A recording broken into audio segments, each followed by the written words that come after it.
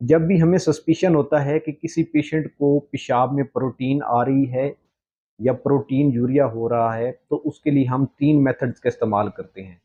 सबसे पहले 2 रेशियोज़ का इस्तेमाल करते हैं। पहली रेशियो है urine albumin to creatinine ratio, दूसरा है urine protein to creatinine ratio और जो नंबर 3 है, वो यूरिन डिपस्टिक टेस्ट है। अब सबसे पहले बात कर लेते हैं urine albumin to creatinine ratio.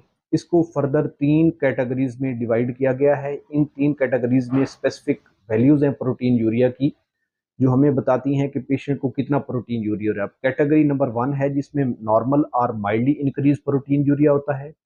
Category 2 है जिसमें मॉडरेटली इंक्रीज प्रोटीन यूरिया होता है। और कैटेगरी जो 3 है उसमें सवेयरली इंक्रीज प्रोटीन यूरिया होता है। अगर urine albumin to creatinine ratio less than 30 milligram per gram है और लेस देन 3 मिलीग्राम पर मिली मोल है, तो ये नॉर्मल और माइल्डली इंक्रीज प्रोटीन यूरिया में आती है। और अगर ये 30 से लेके 299 मिलीग्राम पर ग्राम है और 3 टू 30 मिलीग्राम पर मिली मोल है, तो ये मॉडरेटली इंक्रीज प्रोटीन यूरिया में आती है। और अगर ये greater than 300 milligram per gram है या ग्रेटर देन 30 मिलीग्राम पर मिली मोल है, तो ये सवेयरली इंक्रीज प्रोटीन यूरिया है।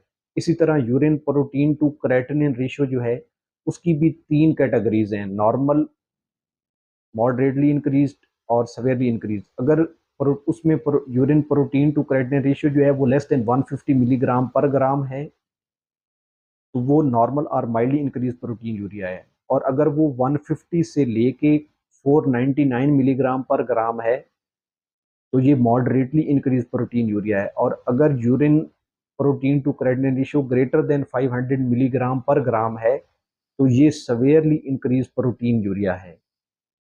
के बाद यूरिन डिपस्टिक की बात कर लेते हैं। अगर यूरिन पे प्रोटीन जो है वो नेगेटिव टू ट्रेस आ रहे हैं, तो ये नॉर्मल प्रोटीन यूरिया है, नॉर्मल और माइल्डली इंक्रीज प्रोटीन यूरिया है।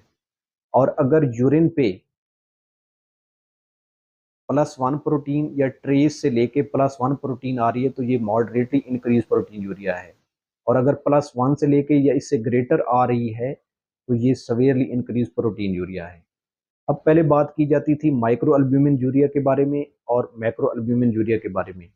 माइक्रो एल्ब्यूमिन यूरिया वो होता है जो कि 30 से 300 मिलीग्राम पर ग्राम के दरमियान में हो, और मैक्रो एल्ब्यूमिन यूरिया वो होता है जो कि 300 मिलीग्राम पर ग्राम से ज़्यादा हो। वो 3500 मिलीग्राम पर ग्राम तक भी हो सकता है, जो कि नेफ्रोटिक सिंड्रोम में होता है।